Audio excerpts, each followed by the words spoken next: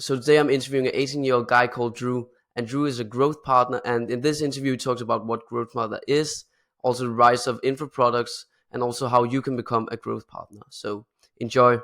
Okay, Drew. So can you just tell me a bit about what you do?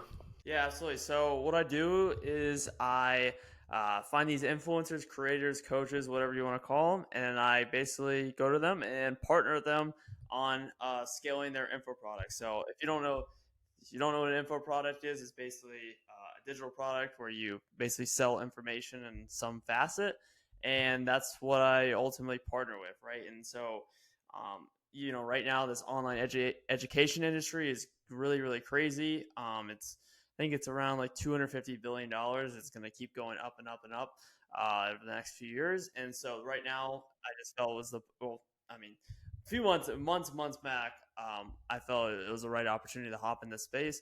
And yeah, I've been super happy with it. And yeah, and ultimately, what in my position that I feel now, a little bit about my backstory. I came from the content background, like you are right now, and I kind of felt like it was in a way fizzling out, and I didn't feel like I was a proper asset to somebody's business. But now being a full on growth partner and partnering with these influencers and taking the complete like all their back end of their business completely off their plate, I feel like now I'm an asset that they can't get rid of. So that's why I ultimately transition, and that's kind of what I do now. Okay, that's sick. Could you explain a bit more, like exactly what you do as a growth operator and how you scale these info products and help Yeah, them on the back end and yeah, I don't also. really like to use, yeah, absolutely. No, I don't really like to use the term growth operator. I think it's a very term everybody slings out. I mean, Eddie Cumberbatch is like made it popular or whatnot. But the problem is that what a growth operator does, right? Is they find these random influencers that have never sold anything in the past, right? And mainly are in the fitness niche, which newsflash, in the fitness niche you can't really sell anything because the people that follow creators in the fitness niche are already fit themselves, so it's kind of hard to sell them something. But regardless of that, and the information is everywhere. But yeah, so what they do is these go to these creators, and then all they do is build them a community. That's not valuable. I'm sorry, newsflash.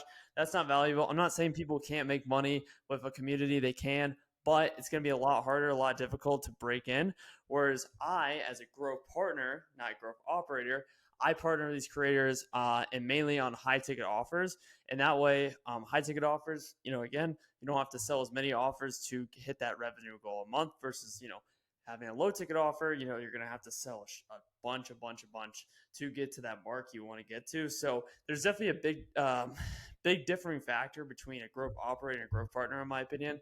And I'm on the growth partner side of things. I do not associate myself with the growth operating side of things because I think most of them, I'm not going to group everyone into one little category, but most of them don't know what they're doing. And yeah, and they just saw Eddie Cumberbatch reel on Instagram, and now they think they're gonna scale a creator to 100K a month doing nothing. So yeah, Yeah, it's actually funny because I've also seen that guy, and like it seemed like it was just this easy opportunity to just like make some quick cash and in an yeah, easy way.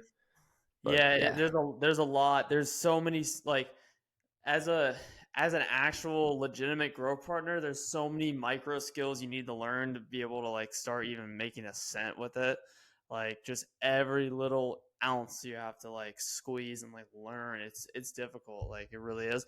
And the only way you're gonna really do it is if you find like somebody. I mean, this is for any skill on the internet, right? But you find someone who's already done it, right? And then you try to replicate. Like people, you find someone who's a few steps ahead of you, and then you try to, get them to quote unquote mentor you, and then you try to replicate their success ultimately. yeah, I would also imagine it's quite hard to like start because when you don't have any proof that you can actually do what you say you can do, it's like a bit hard to start.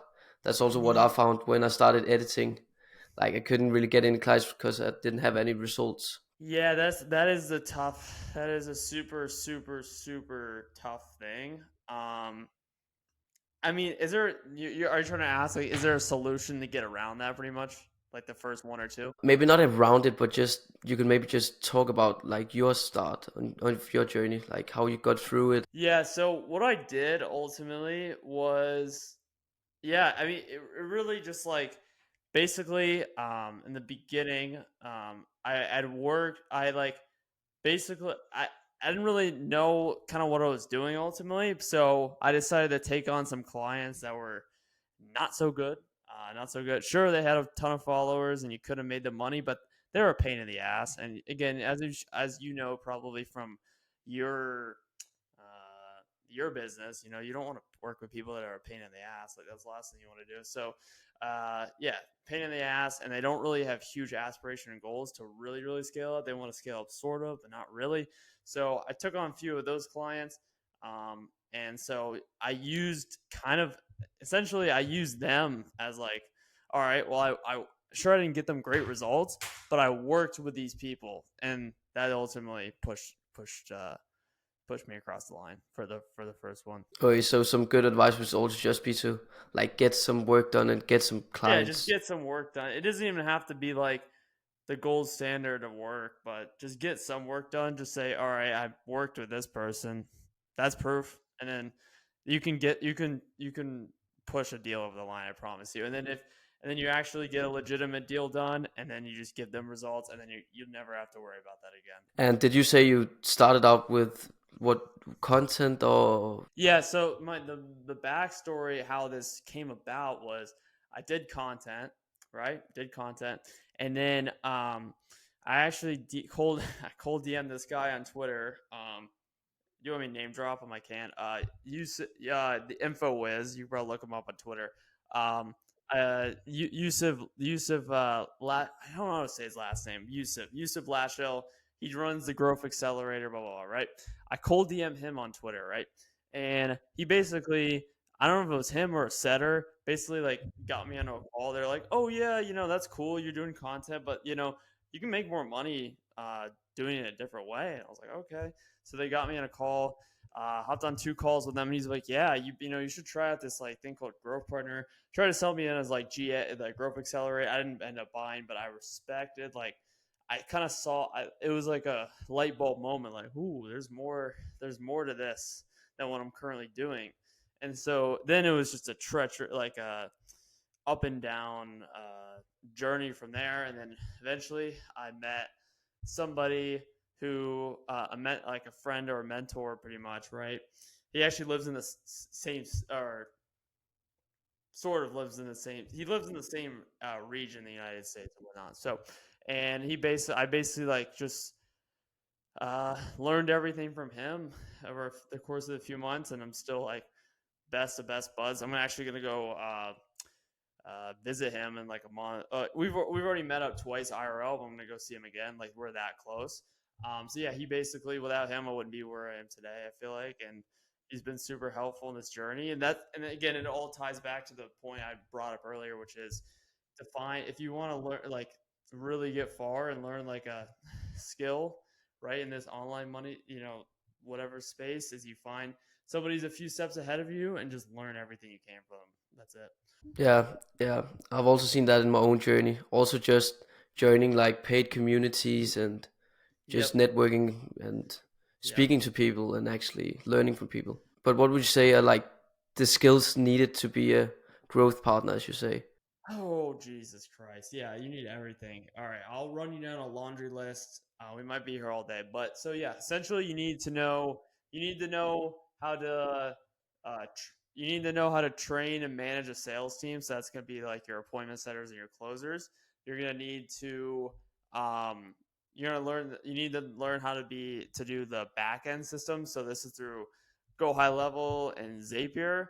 You're gonna need to know how to um, build an offer pretty much from scratch, or build an offer slash revamp an offer.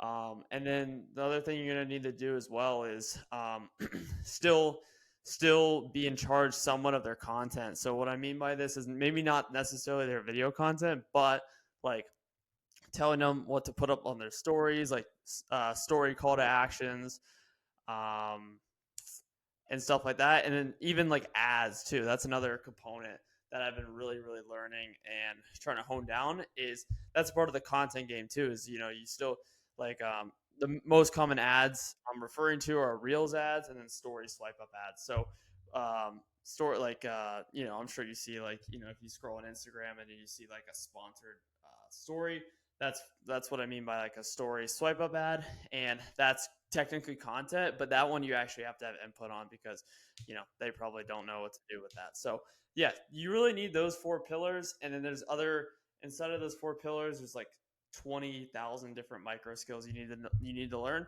Um, and yeah, and then I guess in terms of like software, well, not software, but like other things I forgot to bring up too is uh is Slack. Obviously, Notion. You need to learn how to build up these Notion SOPs. Slack communications. There's just it's tough. It's really tough to really summarize the skills you need in like a few paragraphs. You need like 5, 10 pages of skills. I feel like, yeah, it's a lot to learn. It is. It's overwhelming. It's very overwhelming. But if you can get past that stage like I did, you'll be happy. How long did that stage you just talked about? So yeah, great question. So I think that stage lasted for me four, yeah, 4 to 5 months of that. Yeah, 4 to 5 months. Yeah, okay. Something I just thought about is like how many clients can you take on at a time? Because it sounded like Yeah, quite a lot of great work. question. It really depends what strategies you're running for them. So let's just say because again, like some clients, like they're gonna do all organic for a long time, right? And then but then there's some clients like you take on someone with like 5.5K on Instagram, right? I mean they're really fit for your offer and whatnot, but you're gonna have to run ads for them, and then ads sometimes they take a little bit of work because what you have to do with ads is a little insight into it is with the especially with the story swipe up ads, you're gonna have to have a Facebook lead form with it, and a lot of the times, so a lead comes through, an automation they get sent to Slack, and you have to like cold call them pretty much. And sometimes that takes and sometimes in the beginning you have to do that yourself. You can't really necessarily outsource it to like a setter right away. So that's going to take a little bit of work, obviously. But if there's a client that you have that's doing organic, you have a setter. Right? In the center of the DMs, right? And then they're doing the closing, or you already have a closer already. Like that's like you don't have to do a ton of like work on your end. So it really depends their situation. It really depends. Yeah, there's not really a cap necessarily, but of course, there's there always come a point at a time for that. Okay, so do you also do hiring and like have a team, or are you Yeah, just so doing all well, the? basically the team is it all the team is with the each offer. So typically on a team, you want to have a appointment setter, a closer, a an editor, right? Editor, copywriter. So copywriter is just for sales assets and some point of the content. And again, that you don't have to necessarily out. I mean, again, like once you scale big, you can outsource it, but like a lot of times, I'm going to be doing the copy. So there's that. So yeah, content team. You got your content team, your sales team, copywriter. What else am I missing? I feel like I'm blanking right now.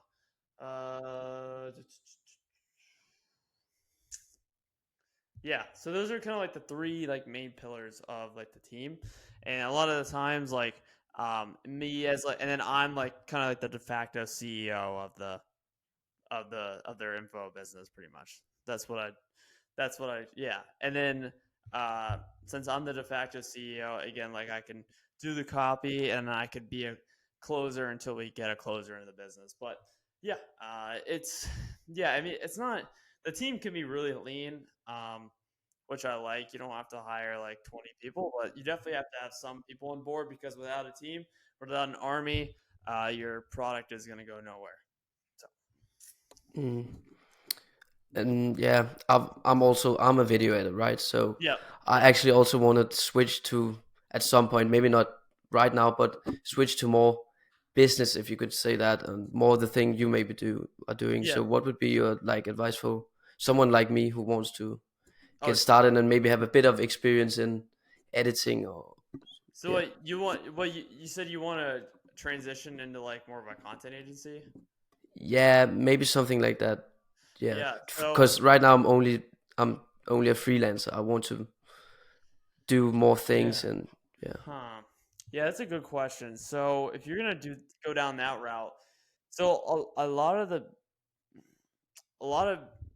like editors that do like ultimately transition over to like the content like go from video editing to content agency, they like have a few missteps and whatnot because they're missing a few skills. So one of the key things is the system. So when you're going to bring on a team, you got to have systems in place. You got to have a more specifically like a content workflow for everything. So I have one for whenever I have to actually place an editor and do all that for them. But essentially, it's just like a series of automations and different softwares you have to use to streamline the whole process and make it organized. Because well, you're not in the content agency shoes yet, but a lot of content agencies they run into this issue where they have poor communications and like work doesn't get done and revisions never get done, and that's because they lack systems, right? And so you have to really hammer home on the systems part. So having those systems, having those standard operating procedures where you can train up a team and have them fall in line and do the work that they're supposed to do on time in a timely manner, right? So I think that's the biggest thing from transitioning from a video editor to a content agency. Okay, thanks. And so yeah, so how do you acquire clients, and do you like do outreach or No, so I've done outreach in the past, but I feel the best way to acquire clients is through referrals. So more specifically, like I have a content friends like for instance you, right? And a lot of times they'll refer me over like people that they're doing content for. They say, hey, this person, I'm doing content for this person. They're doing high ticket mentorship or whatever. They're selling digital info, right? And they basically go to their client. They say, "Hey, I have this guy who's really good at the back end. He can help you scale up. You want to talk to him?" A lot of times they say yes. They hop on a call for me, and that's how I usually go about things. Because referrals, as I'm sure you know from your end, like they're the easiest to close, and they're probably your happiest customers. So I prefer not to do outreach. I just don't referrals, um, and yeah, it just makes everything a lot easier. yeah, and that also just shows like the power of network and who you know. I'm really starting to realize that now because one of my clients, she's like a really big creator, and she knows all these people like Gary Vee and a lot of like big people in the space, and it's just incredible what she can do because she knows all these people. So yeah. Yeah, I mean, again, like as I said, there's a lot of like creators I get referred over to, and a lot of the times like since the my creator ICP ideal customer persona, right, or profile for that matter, a lot of times like they don't fit my bill, but guess what? I still help them out anyway because it's just good to have goodwill pretty much built up and possibly if I give them value, maybe they like have other creator friends they refer me over to and I sign them. So yeah, if you could, would love to just chat it up even if we don't work something out. Just give her a few tips and keep it moving. All right, perfect. I'll definitely after this interview I'll send the details.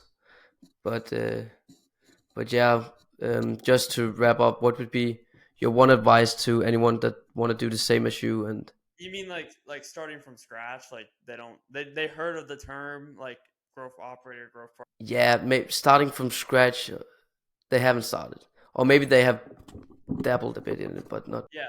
So I said it like a few times throughout this interview. I'm like the best thing is going to be finding someone who's done it like a few steps ahead of you and just learning everything from them. That's it. I think that's the best piece of advice. I can give anybody who's trying to start. Really, I think it is bar none. A lot of people don't say it, but it is. Just find someone who, because guess what? A lot of times they'll help you out for free. You don't have to even pay them. But again, if you have to pay them, then that's one thing. But find someone who's a few steps ahead of you, build a really good relationship with them, and they'll help you out. I promise you that. And how would you go about building this relationship? Just finding them on some socials and then just talk to them. Yeah, absolutely. Like, I mean, there's so many social medias now. So, reaching out to them on Instagram, Twitter, WhatsApp, whatever. Just like say, hey, man, so, been following you a while. Like, keep killing it. Just have a fun conversation with them back and forth. Relate to them in some way, and then you say like, hey, let's just hop on a call and just chat it up. Let's love to hop on, yeah, chat it up, and then you hop on a call with them. A lot of the times, like from experience, you hop on a call with them and like the call is supposed to be like 30 minutes and goes like an hour plus, and really shows you that like, okay, this person like on the other receiving end of things like really like likes what I'm about and whatnot. And then you just say, hey, like, this call went really well, like, you just want to hop on a call like every week? And they're like, and then of course they're going to say yes. And then you go from there. You have their contacts, so if you reach out with a question, they'll like questions and whatnot, even between those weekly calls, they'll like they'll of course they'll answer it and whatnot. But yeah, my strategy for that sort of thing. Yeah, that's really good advice. I would also like to add that it's you also got to be willing to sometimes pay for knowledge, like pay for courses and pay for communities and just to get access to knowledge. Without a doubt, without a doubt. Yep, it is. It's info. That's info. That's what it is. Info space. Online education industry is booming right now, and so Yeah, and it's only gonna go up. I think it's like it's crazy. crazy, crazy. But yeah, I've really enjoyed speaking to you, Drew. It's actually really interesting to just learn about the growth partner, and I've never really spoken to someone that was like doing that. So it's really interesting to speak to you. Yeah, yeah, and same to you, like too, like there's not many video editors doing it like you. Like I know quite a bit, and from the just talking over DMs, talking over this, like you're definitely like special. In my eyes, you're special, different than one compared to most, because most video editors don't have any brains about business and just everything. So kudos to you, my friend.